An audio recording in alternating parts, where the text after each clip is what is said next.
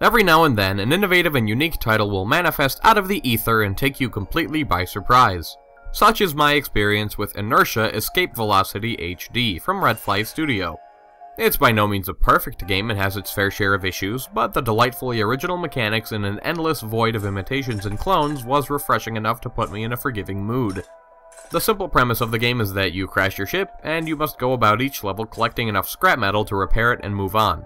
You seem to crash it in every galaxy you visit, so I'd imagine you're either the unluckiest or the worst pilot in the cosmos, and you should probably quit anyway. The game is a simple side-scrolling puzzle platformer, with standard left and right movement and jumping, but with a gravity manipulating twist. At any time, you can turn gravity off and enter 0G. Your current direction and velocity will be locked into place, and you will keep going on forever until something stops you. You can switch gravity back on at any given time, of course.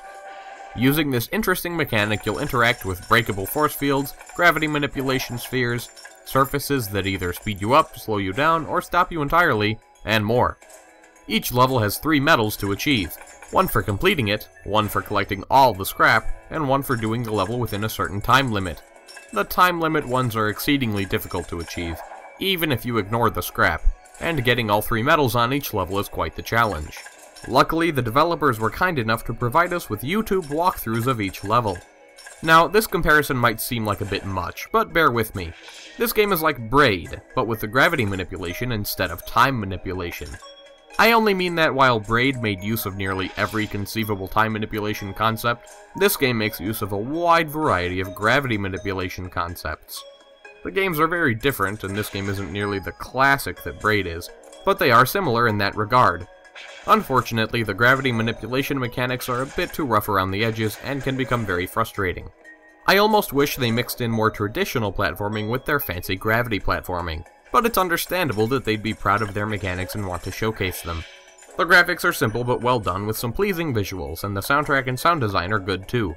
This is a simple platformer with some clever mechanics centered around its theme, and most people will at least find some novel enjoyment there. If you can't get enough of the game, you can purchase a whole new set of levels called Inferno levels, which also come with the additional Mastery World. You can buy these extra levels for $1 in-app, and you can download the game for just $4. There's also a non-HD $2 version available, and 2 free versions to test the water with.